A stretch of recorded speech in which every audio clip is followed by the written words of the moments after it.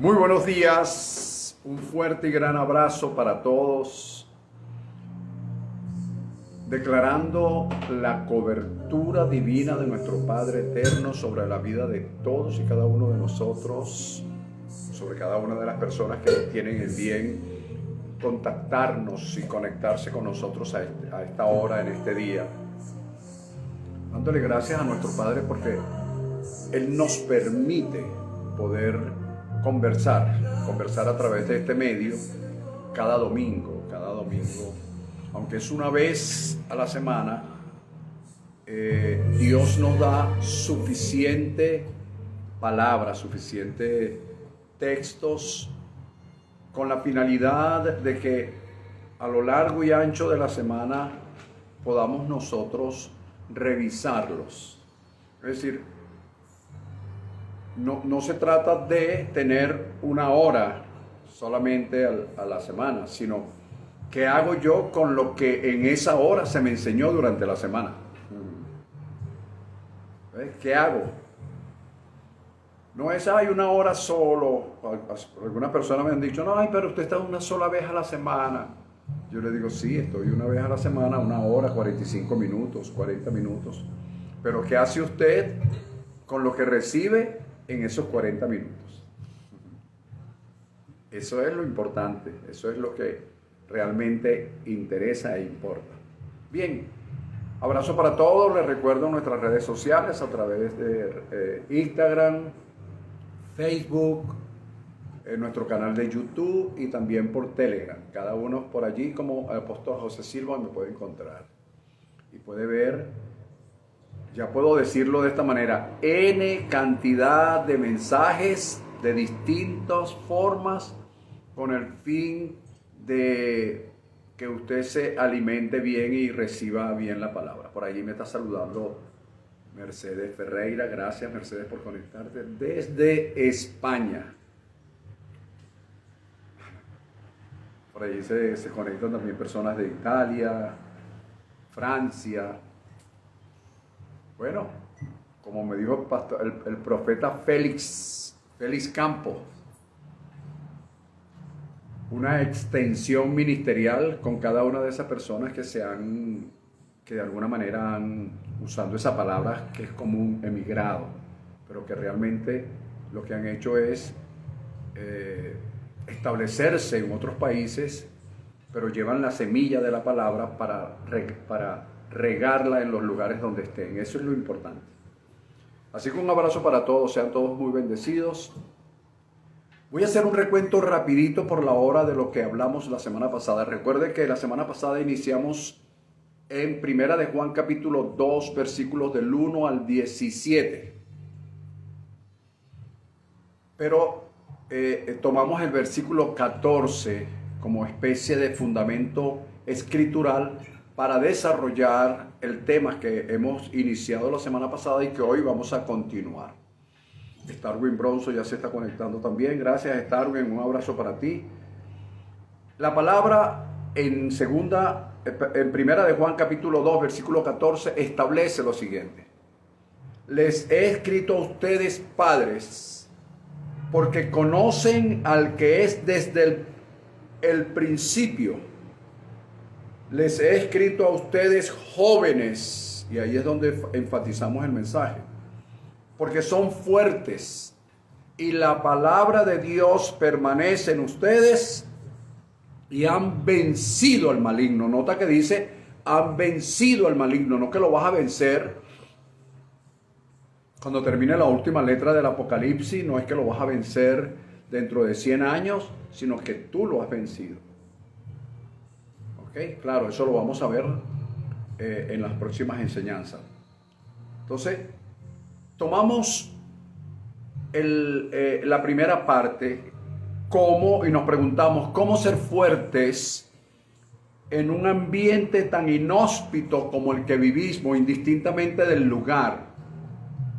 Hay un ambiente inhóspito que se está viviendo universalmente y nos preguntamos cómo somos fuertes en un ambiente donde abundan las debilidades en todos los aspectos.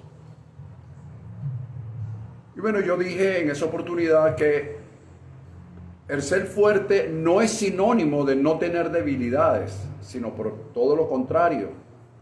Aún con tus debilidades, ser fuerte en un momento determinado. El profeta Joel estableció esa palabra que dice, en medio de una guerra, él le dijo al pueblo, diga el débil fuerte soy. El apóstol Pablo, en medio de la escasez, de la necesidades y todo lo que vivió en su momento, él dijo, todo lo puedo en Cristo que me fortalece. Dios le dijo al apóstol Pablo en una oportunidad, cuando él le hablaba de su aguijón, de su debilidad, Dios le dijo, bástate mi gracia porque mi poder se perfecciona en la debilidad. Cuando nosotros personalizamos, tomamos ese texto bíblico, lo actualizamos en nuestra vida y nos las aplicamos, hoy decimos, cuando siento debilidad, digo fuerte soy, todo lo puedo en Cristo que me fortalece, porque el poder de Dios se perfecciona en mi debilidad.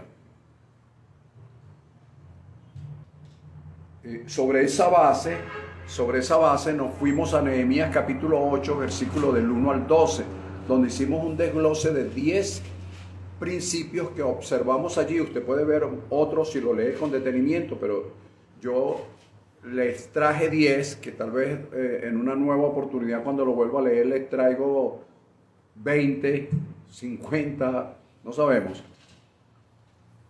¿Ok? Entonces, allí vimos el primer principio, que para nosotros ser fuertes requerimos de lo siguiente. Número 1, unidad de propósito, unidad de acuerdos, unidad de objetivos, bien sean personales, de parejas o de familia, de ser posible. Es decir, si unimos nuestras creencias, si unimos nuestros deseos, unimos nuestra visión, nuestros objetivos, nuestros propósitos, entonces somos fuertes. 2, hay que tener fundamento escritural, fundamento bíblico, que es distinto a tener una base bíblica.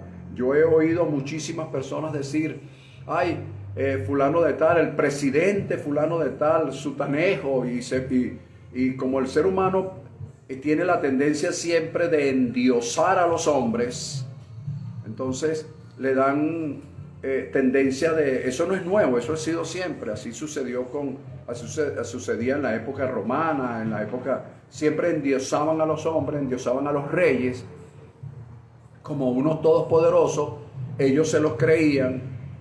Por ahí hay unos que ya le dicen súper, imagínate, ya le dicen súper no sé qué cosa. Entonces, lo endiosan y al hombre le gusta que lo endiosen. Entonces, no es lo mismo tener una base bíblica para hacer algo que tener un fundamento bíblico, porque las bases tienden a caerse, mientras que el fundamento tiende a fortalecer lo que está sobre ello. La base se derrumba porque su fundamento es débil. El fundamento fortalece las cosas que se construyen sobre él. Nota la diferencia, por favor, nota la diferencia. ¿Por qué? Porque a veces oímos a un predicador y dijo, no, él habló de la Biblia, de Génesis a Apocalipsis. Sí, tiene base bíblica, pero ¿y los fundamentos están acorde con la verdad presente? Buena pregunta. Número 3, saber a quién se le dirige el mensaje. ¿A quién va dirigido el mensaje? Si tú notas primera de Juan, capítulo 2, vas a notar que hay varios destinatarios. Hay hermanos, hay padres, hay hijos y hay jóvenes. Es decir, hace como una especie de clasificación a quién voy a dirigir el mensaje. Y usted también lo puede ver. Por ejemplo, cuando una persona va a dictar un curso y los promotores de ese curso dicen, ¿a quién va dirigido? Un curso de derecho, por decir algo, de cualquier cosa, derecho sucesoral. ¿A quién va dirigido? Va dirigido a abogados en ejercicio. 2, estudiantes de derecho. 3, a todo aquel que quiera saber en relación a lo que es las sucesiones. Y en algunos casos dice al público en general. Pero lo importante de todo esto es saber a quién yo le dirijo mi mensaje. Por ejemplo, en este caso, yo les he escrito a ustedes padres, ¿ves? Ya tiene un destinatario, ya se sabe quién va, y luego dice, les escribo a ustedes jóvenes, pero se afianza en los jóvenes. Entonces es un mensaje que tú tienes que saber a quién se lo vas a dirigir. Y así mismo es en todo lo que tú estés tratando de hacer. Número 4, se dice que otra de las cosas es, quien dirige el mensaje debe estar más alto en cuestiones de moral, ética, dignidad, que todos los demás. Porque eso es lo que sin duda ha faltado en todos los discursos que se han dictado desde el punto de vista religioso, político, social, económico, que quien lo está dictando no tiene la más mínima moral. Puede tener de repente una cierta sapiencia, pero no tiene moral para sostener el mensaje que da. Eso es importante. Número 5, prestar atención. Es decir, prestar atención a lo que se me dice para luego yo tener capacidad de prestar atención para lo que voy a decir. Porque esto es otra cosa, porque muchas veces nosotros salimos repitiendo lo que oímos, ¿ok? Prestamos atención para oír lo que se me dijo, pero luego no presto atención para yo decir lo que entendí de lo que se me dijo. ¿Ok? Eso lo explicamos la semana pasada. Número 6, una posición de adoración. Tener una posición de adoración que incluya por lo menos estas 5 cosas. Número 1, saber por qué yo digo amén, amén. ¿Por qué yo digo amén? Porque al decir amén yo estoy aceptando lo que aquella persona está diciendo para mí, o de mí, o que lo está diciendo de forma genérica. 2, rendición. Rendirse, es un acto de adoración, rendirse. 2, reconocer quiénes somos. 3, entrar en un nivel de intimidad. Y 5, creo que dije amén. 1, saber por qué se dice. 2, rendición. 3, reconocer quiénes somos. 4, entrar en un nivel de intimidad. Y 5, reconocer nuestras debilidades. Entonces, entrar en una dimensión de adoración. La adoración no es la canción que tú dices, ni la palabra que tú predicas. Como dijo Billy Graham en una oportunidad, la adoración no es el cántico que haces ni la música que tocas, sino cómo es tu actuación cuando la música se apague, cuando el cántico se termina. Esa es la verdadera adoración. Lo demás es simple y llanamente cánticos, formalismos, llenar espacio dentro de un contexto de tiempo en un lugar. Número 7, hacer el esfuerzo para que quien me oiga me entienda. O sea, yo voy a hacer el esfuerzo como lo hizo el grupo que acompañaba a Esdras.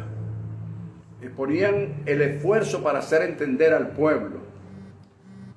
Y esto también pues incluye 4 cosas importantes. Número 1, hacer entender al pueblo sobre lo que es la palabra, los principios de la palabra. 2, el pueblo asuma una posición en relación de lo que está aprendiendo. Número 3, leer claramente las escrituras delante de esa persona. Y número 4, poner el sentido de modo que todos puedan entender.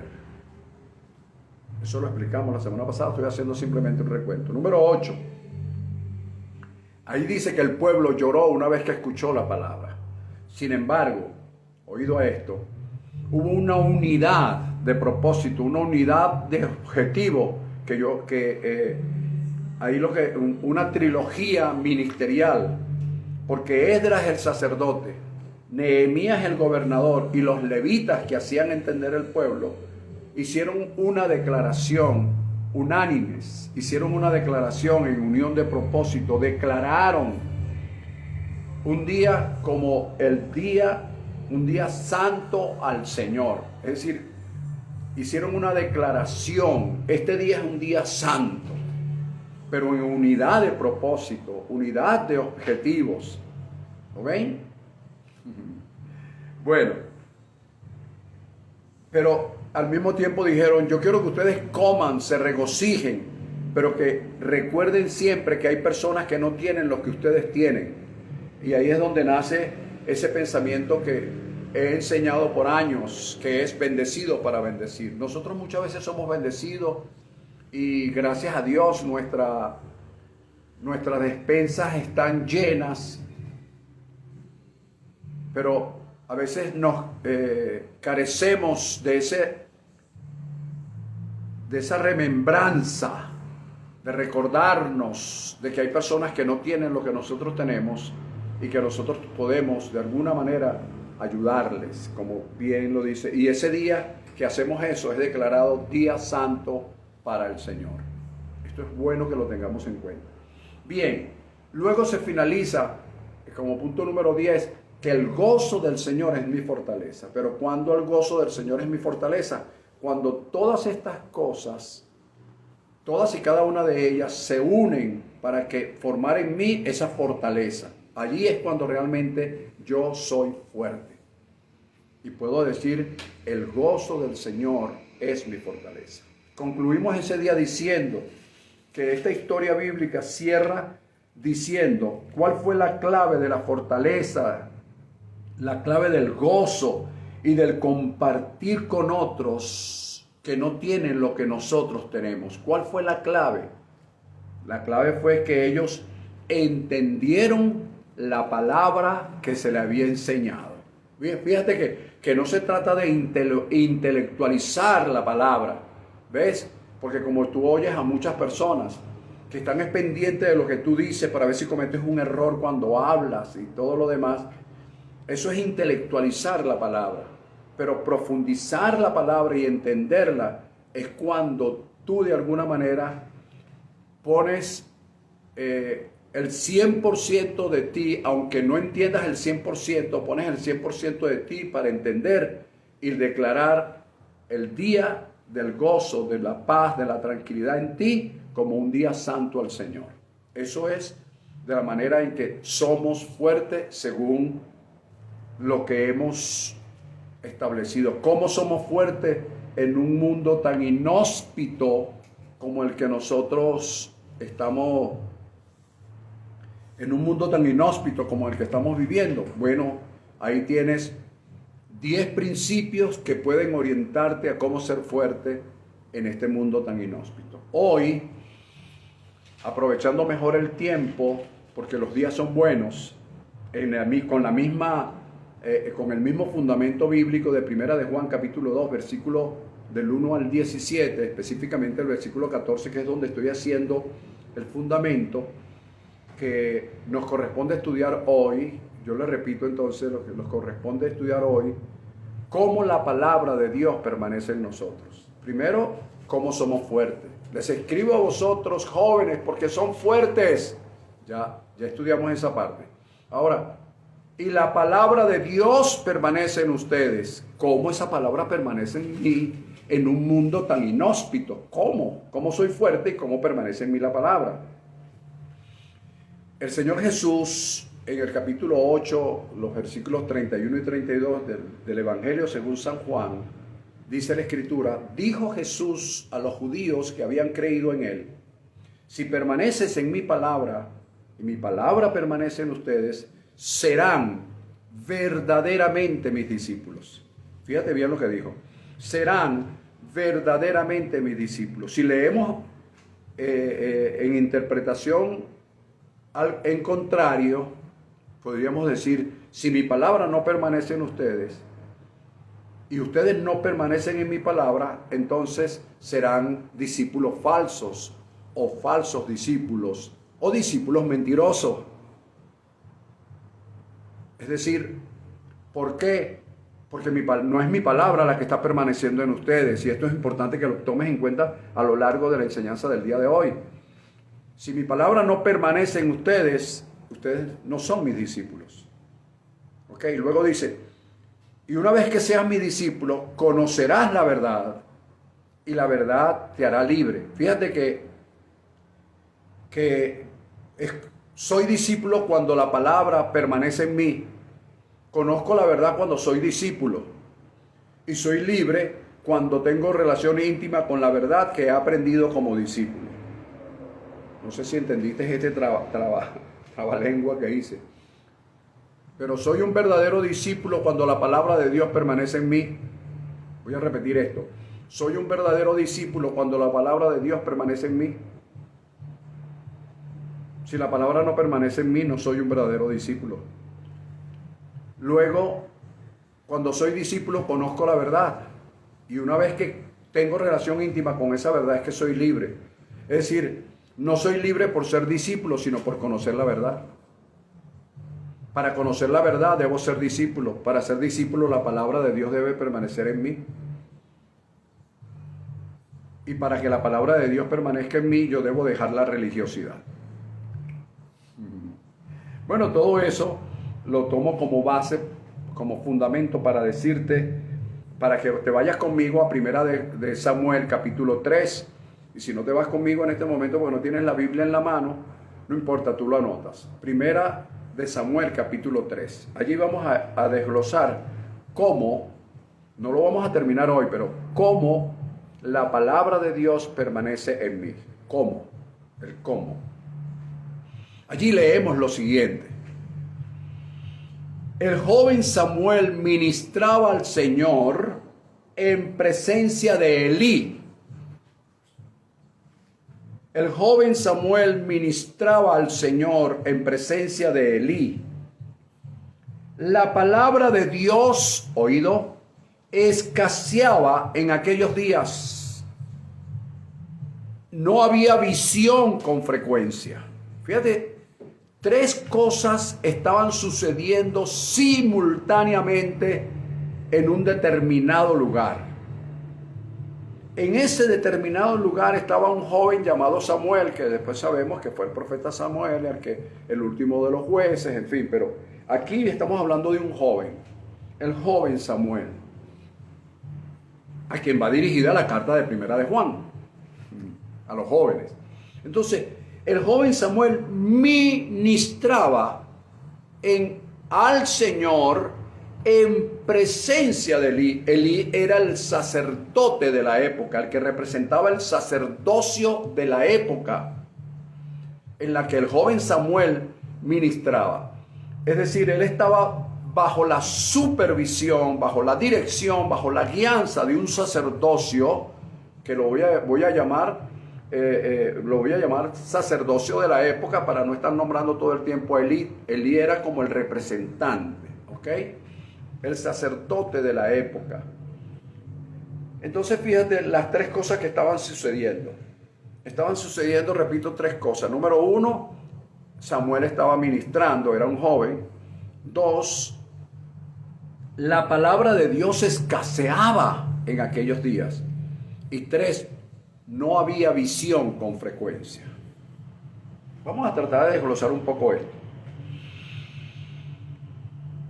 Ser joven es sinónimo de muchas cosas hoy día, pero en aquel tiempo también, porque hoy, los jóvenes de hoy creen que ellos se la están comiendo todas. O sea, ellos son los que saben, nadie más sabe, las personas más adultas son unos, no sé, atrasados mentales, o sea, una cantidad de cosas que los jóvenes comienzan a creerse porque comienzan a manejar saben manejar dos o tres aplicaciones tecnológicas y ya ellos creen que porque el señor lo que hace es contestar llamadas por teléfono, ellos creen que superan a ese señor, que pueden ir respetarlo y así hay muchísimas cosas. Pero el joven es sinónimo de energía, es sinónimo de voluntariedad, es sinónimo de iniciativa, pero también es sinónimo de múltiples inquietudes, que tienen preguntas y que a veces no consiguen respuestas ni siquiera en sus padres. Y como siempre no tienen amigos sino compinches, entonces no logran satisfacer esas preguntas, esas inquietudes que tienen. Pero también es sinónimo de deseos de aprender, entre otras muchas cosas. Pero yo voy a agregarle a esto que El ser joven también es sinónimo de inmadurez. Y tal vez precisamente por esa misma inmadurez no logran calar en muchas cosas. Y algunos se abstienen, se cohíben, se encierran. Hoy día es muy común ver a un joven encerrado en la tecnología. Que no es que sea, no, ojo, no es que la tecnología sea malo. Lo malo es lo que yo hago con la tecnología. La tecnología no vino para adormecerme. El problema es que yo me adormezco con la tecnología. Son dos cosas distintas. O sea, es como que el aire está allí. Yo respiro aire o simplemente dejo de respirar. O sea, es una cuestión de voluntad. Entonces, el ser joven es sinónimo de todas estas cosas. Entonces, en el tiempo en que estaba Samuel, que era un joven que estaba ministrándole al Señor, yo quiero que veas esto para los que puedan comprender lo que yo quiero decir. El joven estaba ministrándole al Señor, pero en presencia de un sacerdocio, donde la palabra de Dios escaseaba y donde no había visión con frecuencia. Este joven tenía inquietudes, tenía preguntas, tenía una energía, tenía deseos de aprender, tenía inmadurez, por supuesto que tenía inmadurez, pero había voluntariedad de él de querer aprender, pero la palabra de Dios escaseaba. Entonces fíjate, escucha esto. Ministrar en la presencia del sacerdocio actual de aquella época, es decir, bajo su supervisión, bajo lo que ese sacerdocio podía enseñarle, ese sacerdote podía guiarle. Él estaba haciendo lo que él había aprendido del sacerdocio de la época, representado por Elí. Eso era lo que él había aprendido. En el contexto de esta historia, que usted lo va a leer, capítulo 3 de Primera de Samuel, vamos a encontrar que este sacerdocio estaba en decadencia. Oído con lo que voy a decir, oído. Un sacerdocio en decadencia, un ministerio sacerdotal en decadencia. Ahora, oído con lo que voy a decir.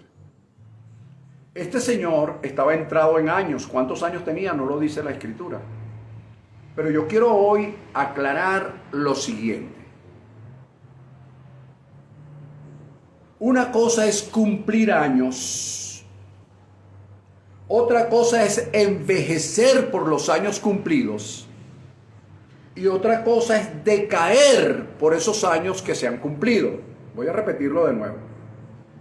Una cosa es cumplir años, porque la gente dice, bueno, en la medida que va cumpliendo años se va poniendo viejo. No necesariamente.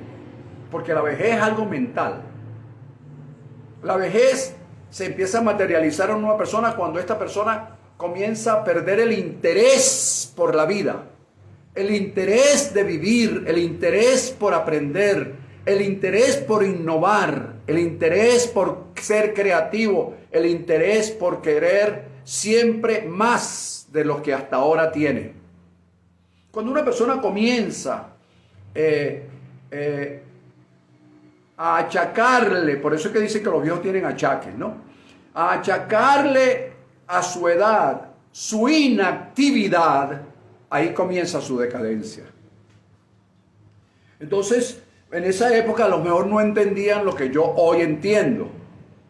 Entonces, la tendencia humana, escucha bien lo que escribí con relación a esto, la tendencia humana es menospreciar lo que ellos consideran viejo. Y como es una tendencia, la misma persona que está cumpliendo años, que cumple años, en la medida que pasan los años, pierde el deseo de vivir, pierde el deseo de aprender y se descuida, descuidando por ende lo que aprendió, que debe convertirse a través de los años en sabiduría para que con ella pueda formar a otros discípulos, dejando un legado de formación, de discipulado, de sabiduría y de aprendizaje para con los demás.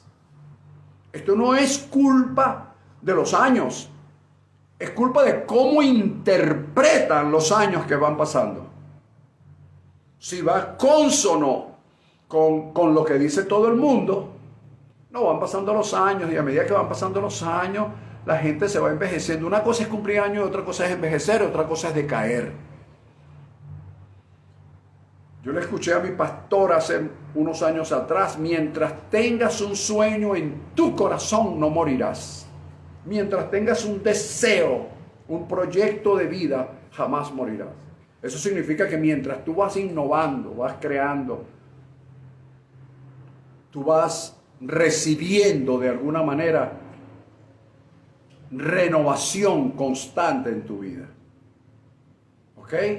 Entonces, no ir acorde con la con el decir del común denominador que se convierte en tendencia. No es decir eso, sino es decirte a ti mismo lo que tú eres capaz de hacer, convertir el aprendizaje que has tenido durante los años en sabiduría, y que la gente pueda venir a ti a buscar de esa sabiduría, aprender de esa sabiduría, y que tú al mismo tiempo conviertas la sabiduría en un legado, en una herencia de sabiduría y aprendizaje para las generaciones que vienen después de ti.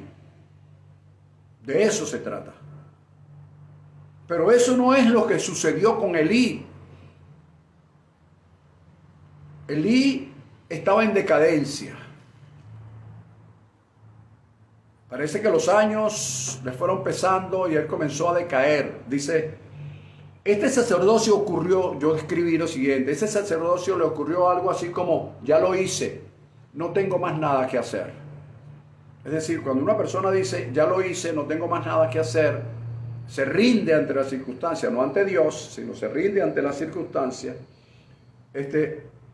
convierte su ministerio sacerdotal en ritos, en rutinas, en el deseo de, y el deseo de innovar, el deseo de aprender se pierde. Cuando una persona pierde el deseo de aprender, pierde el deseo de innovar, pierde el deseo de iniciar proyectos nuevos, ideas nuevas, esa persona comienza a decaer. Pero mientras tú te mantengas siempre con el deseo de querer aprender, el querer aprender es sinónimo de luego enseñar. Voy a decirlo de nuevo: el querer aprender hoy es sinónimo del querer enseñar mañana. Y como yo siempre he tenido eso de querer enseñar mañana, si yo quiero enseñar mañana, debo aprender hoy. Y para aprender hoy debo estar constantemente innovando, creyendo que puedo hacerlo. Entonces, fíjate, cuando hablo de innovar, escuchen bien lo que voy a decir. Yo no me estoy refiriendo, o mejor dicho, me estoy refiriendo a la palabra. No innovar solamente en la parte tecnológica, sino en la palabra. ¿Por qué? Porque puedo tener innovaciones tecnológicas y sin embargo estar anclado en tradiciones, en costumbres, en rudimento, en legalismo, en religiosidad. Y en unos casos, entre comillas, mejores, en entretenimientos y no en entrenamientos. Hoy los púlpitos se han convertido en entretenimientos y no en entrenamientos.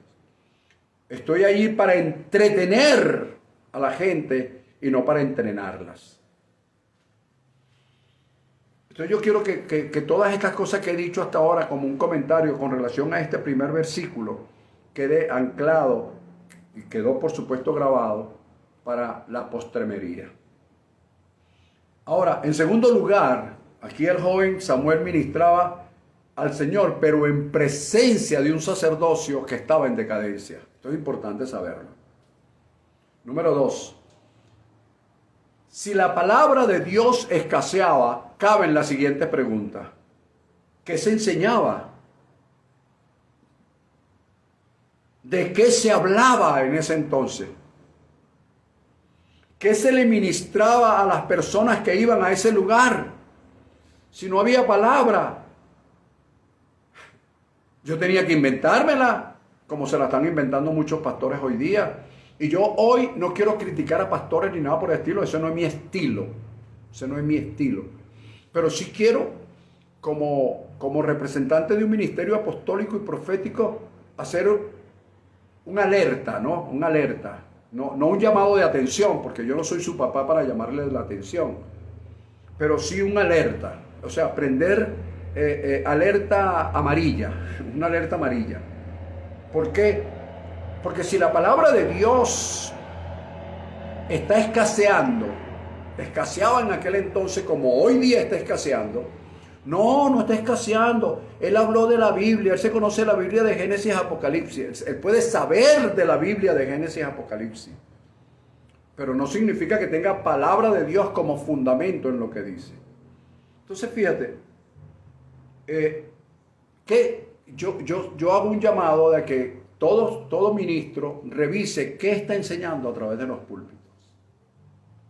No te estoy criticando, o sea, yo quiero que tú revises, si lo quieres revisar, amén, si no, tú sigues enseñando lo que tú quieras, ¿ok? Es enseñar porque si hoy escasea la palabra de Dios, esto es sinónimo de que abunda palabra humanista. Porque si escasea palabra de Dios, ¿qué es lo que estoy dando? Entonces está escaseando palabra de Dios y está abundando palabras humanísticas. Y por supuesto está abundando las palabras de un sistema perverso que puede tener base bíblica en sus mensajes, pero no fundamentos escriturales sobre la verdad presente. Es que hay una diferencia entre tener base bíblica y tener fundamentos escriturales sobre una verdad presente. Es muy distinto. Y tercero, si no había visión con frecuencia, visión es sinónimo de revelación, si no había visión con frecuencia, yo puedo hoy decir que la falta de revelación frecuente trae como consecuencia tradición, legalismo y humanismo. Porque si escasea la palabra, ¿qué es lo que estoy predicando? Si no hay visión con frecuencia, es decir, revelación, ¿qué es entonces lo que está frecuentando en los púlpitos? Entonces, ¿cómo la palabra de Dios permanece en nosotros? ¿Cómo se vence al maligno? Por eso es que la gente se la pasa reprendiendo al diablo desde que amanece hasta que termina el día. Tienen 24/7 reprendiendo al diablo. Cuando el mismo apóstol Juan, que no tenía mucha revelación de gracia, dijo, ustedes han vencido al maligno. ¿De qué diablo me hablas? Entonces hay gente que vive reprendiendo al diablo desde que amanece hasta que anochece, porque escasea la palabra de Dios y porque no hay visión con frecuencia. Visión es sinónimo de revelación. Bueno, estoy creando una base, porque indudablemente que voy a continuar la semana que viene, por supuesto. Entonces, hay dos cosas bien interesantes aquí en este punto, en este versículo 1. Bueno, hay tres cosas que sucedían simultáneamente. Número uno, que el joven Samuel ministraba al Señor en presencia del sacerdocio Elí. Número dos, la palabra de Dios escaseaba. Si escaseaba la palabra de Dios, ¿qué era lo que se estaba dando? Y número tres, no había visión con frecuencia. Si no hay visión con frecuencia, si no hay revelación, lo que hay es tradición, es costumbre, es legalismo, es rudimentos. ¿Qué otra cosa pueden dar? Y otros que de repente no tienen el legalismo, que no tienen esto, que son un poquito más liberales, lo que tienen es humanismo, chistes, cuentos, entretenimiento, información más no formación. Ok, entonces tenemos que el joven Samuel representa, oído con esto, representa un ministerio profético, dando sus primeros pasos, aún sin la experiencia ni la madurez suficiente para detectar la magnitud de lo que allí estaba sucediendo. Fíjate, había un ministerio profético que estaba dando sus primeros pasos, pero no tenía la experiencia, no tenía la madurez para entender qué era lo que estaba pasando. Oye, hay escasez de palabra y no hay revelación con frecuencia. Pero él no tenía la madurez para entender eso, él no tenía el conocimiento, era un joven, con muchas inquietudes, con muchas energías, con muchas preguntas, pero también con mucha inmadurez.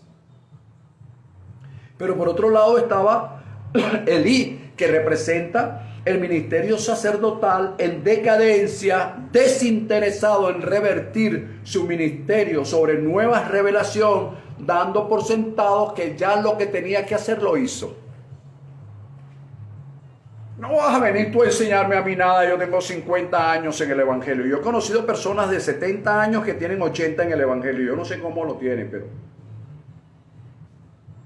Y entonces te dicen que tú no tienes nada que enseñarle. No tengo nada que enseñar. Está bien, pues.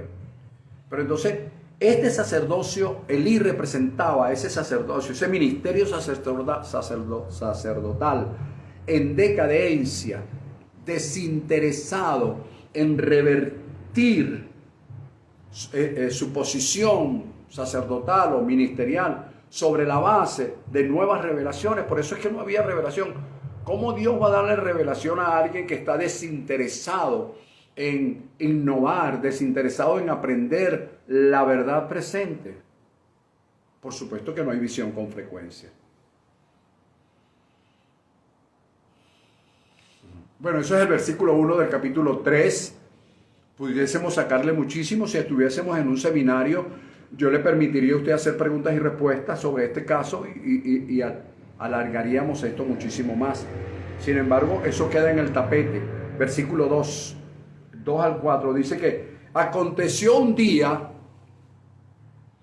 que estando Elí acostado en su aposento, cuando sus ojos comenzaron a oscurecerse de modo que no podía ver,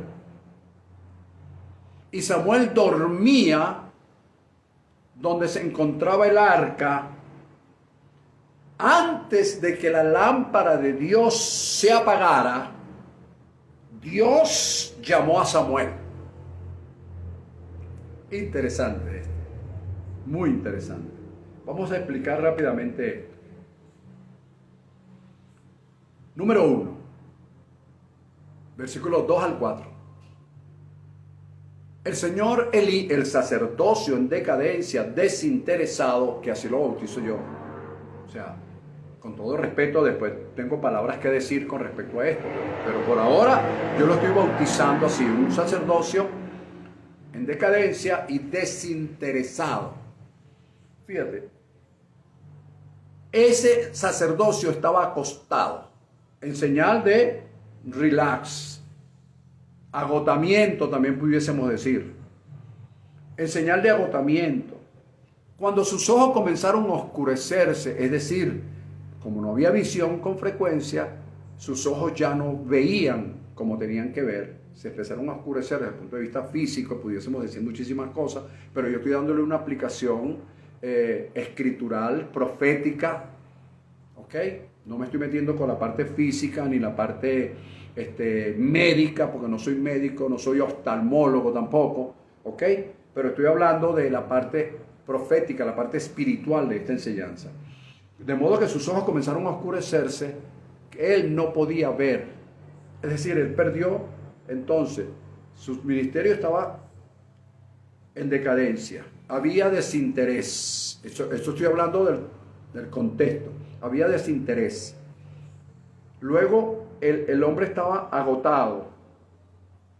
Sus ojos se oscurecieron, se perdió de vista, se perdió la vista. Aparte de que había escasez de palabra, no había visión con frecuencia, aquí estaba ya el ocaso sacerdotal, el ocaso de ese ministerio sacerdotal. Pero Samuel, que representaba el ministerio profético que daba sus primeros pasos, aún con inmadurez, aún con inmadurez daba sus primeros pasos. Este joven, Samuel, dormía donde estaba el arca. Y el arca simbolizaba para aquel entonces la presencia de Dios. Yo quiero que veas esto. El arca simbolizaba la presencia de Dios. Y a pesar de que era un joven que estaba dando sus primeros pasos proféticamente hablando, él estaba aún en la presencia de Dios. Y antes de que la lámpara de Dios se apagara, Dios llamó a ese joven llamado Samuel. Ahora, vamos a traerle una aplicación profética para nuestros días. ¿Cuál sería la aplicación profética? Aquí se las digo. Esto lo vamos a continuar la próxima semana.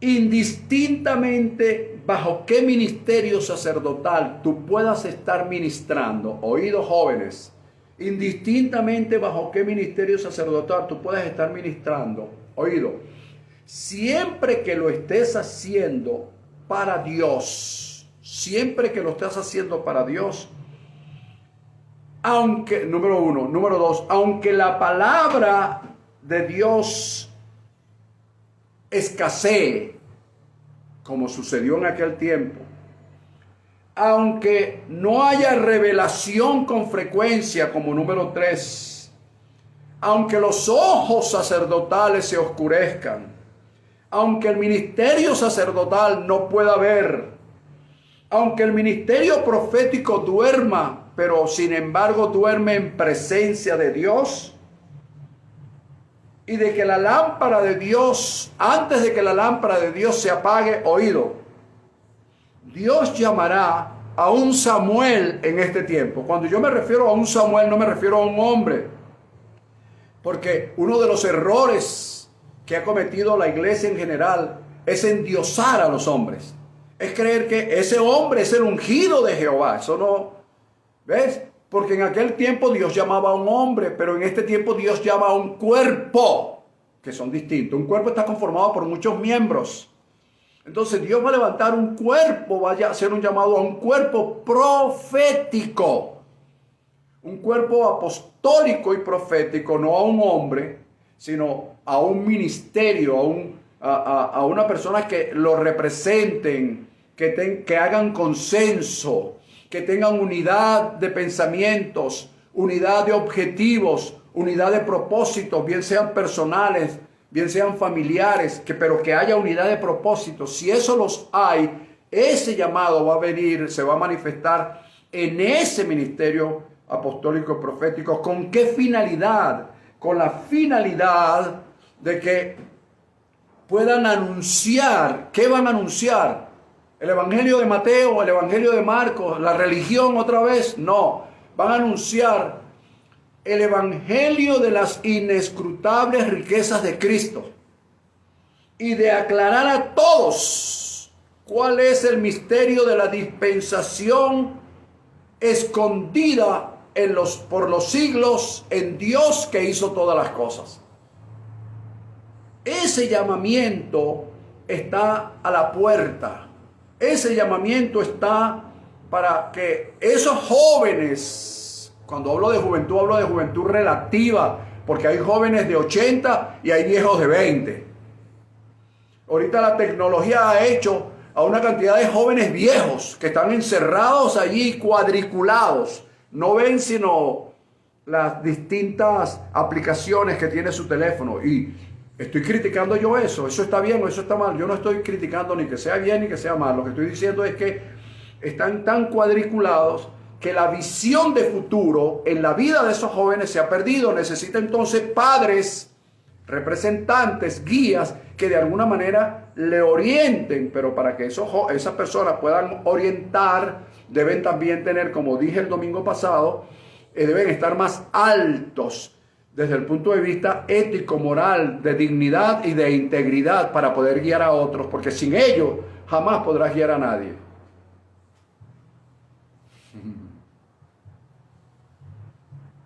Bien, entonces, número uno, siempre que estemos ministrando para Dios. 2, aunque la palabra de Dios escasee. 3, aunque no haya revelación con frecuencia. 4, aunque los ojos sacerdotales comiencen a oscurecerse. 5, aunque el sacerdocio no pueda ver. 6, aunque el ministerio profético duerma, sin embargo se mantiene en la presencia de Dios. 7, antes que la lámpara de Dios se apague, hay un llamado de Dios a ese ministerio apostólico y profético, que no es a un hombre, sino a un cuerpo ministerial, para que estos sean capaces de, número uno, anunciar el evangelio de las inescrutables riquezas de Cristo, y número dos, aclarar a todos cuál sea el misterio de la dispensación escondida desde los siglos en Dios, que hizo todas las cosas. Eso es lo que se proyecta en estos días. Ahora notemos algo, ya estoy terminando, notemos algo que es importante.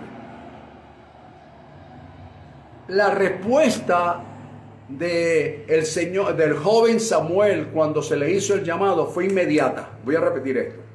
La respuesta de Samuel, el joven Samuel, de ese ministerio profético que estaba dando sus primeros pasos, fue inmediata. Pero aunque fue inmediata, no identificó la voz de quien lo llamaba. Fíjate que esto es importante que lo notes.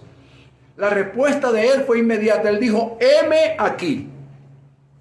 Pero aunque su respuesta fue inmediata, no fue inmediata la identificación de quién lo llamaba. Y por eso acude al ministerio sacerdotal de la época para preguntarle por qué lo llamaban. Y el ministerio sacerdotal de la época, representado por Elí, le dijo: no, yo no te he llamado. Y así sucedió en 3 oportunidades. A Dios gracias que este señor pudo entender, el ministerio sacerdotal, que Dios estaba llamando a Samuel.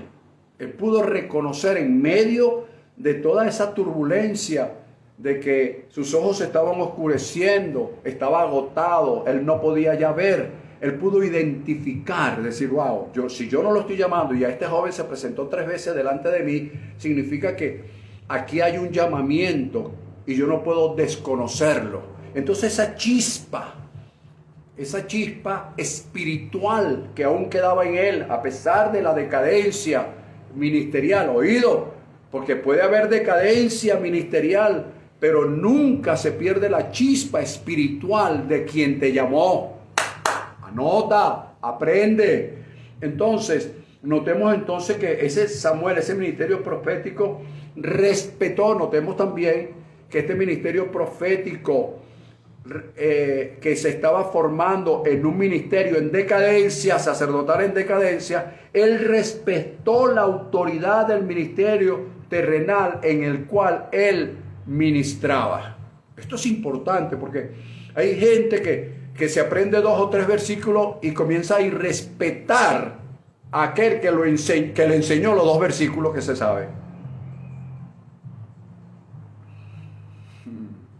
En cambio Samuel, sabiendo que estaba recibiendo un llamado, que era un profeta en formación, ¿ok? Tenía un ministerio en formación, nunca menospreció el ministerio sacerdotal en el cual se estaba de alguna manera formando, entre comillas. ¿Ok? Esto es importante, respetó la autoridad. Número 7.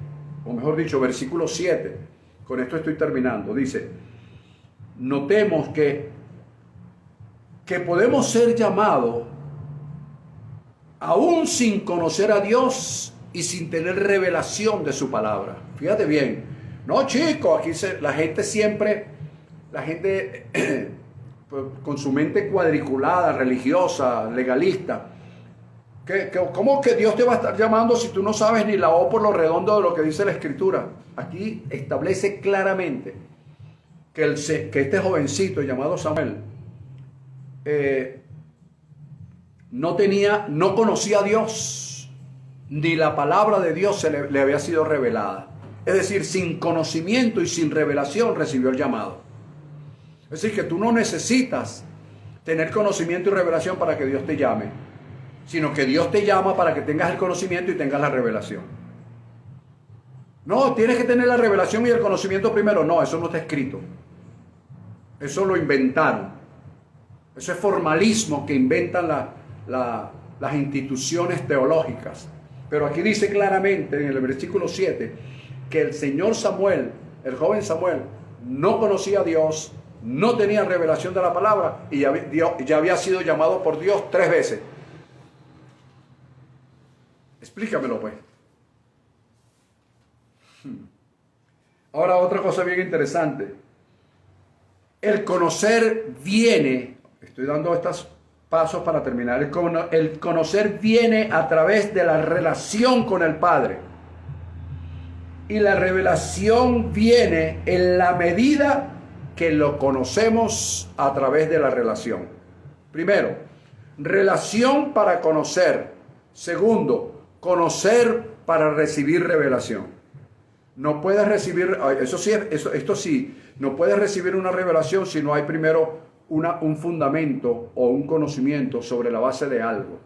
Por eso en ese entonces la palabra de Dios escaseaba y no había revelación con frecuencia. ¿Por qué? Porque no había conocimiento. Porque si escasea la palabra, ¿sobre qué Dios te va a revelar si no tienes el conocimiento de una palabra? Y notemos esto último para cerrar el punto de hoy. Continuamos el próximo domingo. Notemos algo, que aún Dios, oído con esto, aún Dios, nuestro Padre, respeta la autoridad que Él ha delegado, porque todavía el sacerdocio, aunque estaba en decadencia, aunque el sacerdote estaba desinteresado en innovar, en aprender, en fin, en muchísimas otras cosas, Dios respetó a este ministerio en decadencia y desinteresado, que tenía poca relación con Él, inclusive.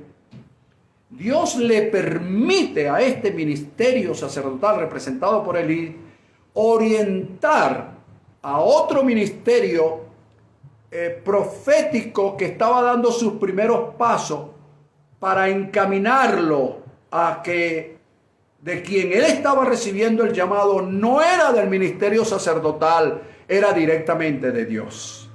Dios le permitió al sacerdote Elí, en su decadencia, en su desinterés, en su poca relación, en sus últimos momentos, le permitió orientar, guiar con sapiencia a un ministerio que estaba iniciándose, dando sus primeros pasos, representado en un joven llamado Samuel. Es para que ustedes vean que hay muchas personas que humanamente menosprecian a otros ministerios, mientras que Dios, aunque esté en decadencia el ministerio, Dios lo respeta porque delegó en él su autoridad en algún momento.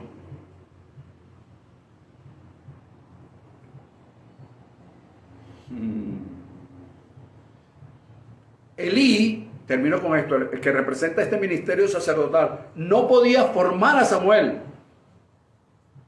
Sin embargo, lo orientó hacia su llamado. Y así lo hizo. En el ocaso de su ministerio, en la decadencia de su ministerio, aún desinteresado, Dios lo usó en el final de sus días para orientar y guiar con su poca sapiencia o lo que le quedaba, echar el resto, por así decirlo, para que un joven llamado Samuel pudiera reiniciar un ministerio que la próxima semana lo vamos a desglosar un poco, para que así como él pudo recibir esa orientación, nosotros hoy podamos recibir la orientación de cómo la palabra de Dios permanece en nosotros. Y cierro con el texto que inicié y que hemos iniciado la semana pasada y este sábado y este día. Les escribo a ustedes, padres, porque han conocido al que es desde el principio. Les escribo a ustedes, jóvenes, porque son fuertes. Ya lo explicamos la semana pasada. Porque la palabra de Dios permanece en ustedes y han vencido al maligno. Hoy vimos la primera parte de cómo la palabra de Dios permanece en nosotros, basada en 1 Samuel capítulo 3. Entonces, sobre esta base continuaremos la próxima semana de cómo podemos hacer que la palabra de Dios permanezca en nosotros en un mundo tan inhóspito como el que estamos viviendo. Cómo ser fuerte, cómo la palabra de Dios permanece en mí si estoy viviendo en un mundo inhóspito, un mundo que está absolutamente desinteresado en la palabra. Están interesados en muchísimas otras cosas, pero no en la palabra que trae una verdad presente en este tiempo. Así que mis queridos hermanos y amigos que me han escuchado, yo los declaro muy bendecidos, los declaro bajo la cobertura divina de Dios. Declaro que la paz de Dios que sobrepasa todo entendimiento reposa en sus vidas y declaro que la gracia y el favor de nuestro Padre eterno sea siempre el sello con lo cual usted pueda sellar cada una de las actividades que usted realice y levantar sus manos con humildad y decirle a Dios, gracias por hacerte presente en mi vida, porque lo que yo hago no lo pudiera hacer sin tu presencia. Recuerda que el joven Samuel, aunque dormía siempre al lado del arca, y el arca simboliza la presencia de Dios. Que la presencia de Dios nuestro Padre esté siempre manifiesta en tu vida, estés despierto o estés dormido. Bendecidos todos. Fuerte el abrazo. Nos vemos la próxima semana. Un gran abrazo.